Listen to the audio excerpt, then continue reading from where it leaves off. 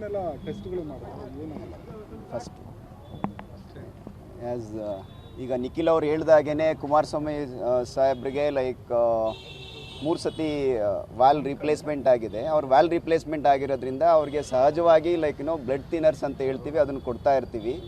So ಈ blood thinners ತೊಗೊಳೋದ್ರಿಂದ ಒಂದು ಸ್ವಲ್ಪ ಲೈಕ್ ಅವ್ರಿಗೆ ಮುಖಾಂತರ ಲೈಕ್ ಒಂದೆರಡು ಡ್ರಾಪ್ ಬ್ಲಡ್ ಬಂದಿರುತ್ತೆ.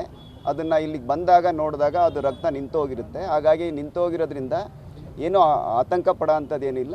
ಜೊತೆಗೆ ಅವ್ರದ್ದು ರೊಟೀನಾಗಿ ಒಂದು ಸತಿ ಎಲ್ಲ ಪ್ಯಾರಾಮೀಟರ್ಸ್ ಎಲ್ಲ ಹೇಗಿದೆ, ರಕ್ತ ಹೆಪ್ಪು ಶಕ್ತಿ ಹೇಗಿದೆ, ಬಿ ಪಿ ಚೆನ್ನಾಗಿ ಕಂಟ್ರೋಲ್ ಆಗಿದೆಯೋ ಇಲ್ವೋ, ಹಾರ್ಟ್ ಎಕೋ ಹೇಗಿದೆ, ಅದನ್ನೆಲ್ಲ ರುಟೀನಾಗಿ ಪರೀಕ್ಷೆ ಮಾಡಿ ಸಾಹೇಬರು ಮನೆಗೆ ಹೋಗ್ತಾರೆ.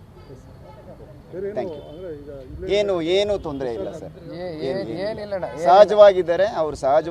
ಅವ್ರದ್ದು ಏನು ರುಟೀನ್ ನಡೆಯುತ್ತೆ ಅದೇ ಥರ ನಡೆಯುತ್ತೆ. ನಿಖಿಲ್ ಅವರು ಹೇಳಿದಾಗೆ ಏನಾದರೂ ಬೆಳಗ್ಗೆ ಶೆಡ್ಯೂಲ್ ಒಂದು ಸ್ವಲ್ಪ 1-2 ಗಂಟೆ ಲೇಟ್ ಮಾಡ್ಕೋಬೋದು, ಅಷ್ಟು ಬಿಟ್ಬಿಟ್ರೆ ಅವ್ರದ್ದು ದಿನನಿತ್ಯ ಸಹಜವಾಗಿರುತ್ತೆ. ಸರ್ ಅಡ್ಮಿಷನ್ ಏನು ಮಾಡ್ಕೊಂಡಿಲ್ಲ ಸಾಹೇಬ್ರು ಲೈಕ್ ರುಟೀನ್ ಚೆಕಪ್ಪಿಗೆ ಬಂದಿದ್ದಾರೆ.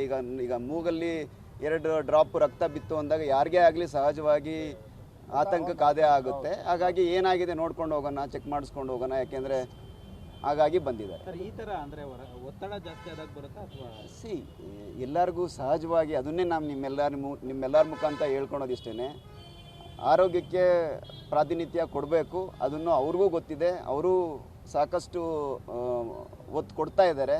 ಬಟ್ ಎಲ್ಲವುದು ಬ್ಯಾಲೆನ್ಸ್ ಮಾಡ್ಕೊಂಡು ಹೋಗ್ಬೇಕು. ಈಗ ಏನಂತಂದರೆ ನಿಮ್ಗೆಲ್ಲರಿಗೂ ಗೊತ್ತಿರೋ ಹಾಗೆ ಲೈಕ್ ಸಾಹೇಬ್ರಿಗೆ ಮುಂಚೆ ಒಂದು ಸತಿ ಸ್ಟ್ರೋಕ್ ಆಗಿತ್ತು. ಆಮೇಲಿಂದ ನಾವು ವಾಲ್ ರಿಪ್ಲೇಸ್ಮೆಂಟ್ ಆದಾಗ ಅದಕ್ಕೆ ಸ್ಟ್ರೋಕ್ಗೆ ಜಾಸ್ತಿ ರಿಸ್ಕ್ ಜಾಸ್ತಿ ಇರುತ್ತೆ. ರಿಸ್ಕು ಮತ್ತು ಬೆನಿಫಿಟ್ನ ವೆಯ್ ಮಾಡಿದಾಗ ನಾವು ಬ್ಲಡ್ ಥಿನ್ನರ್ಸ್ನ ಇಟ್ಕೊಂಡೇ ಇರಬೇಕಾಗುತ್ತೆ, ಕೊಡಲೇಬೇಕಾಗುತ್ತೆ.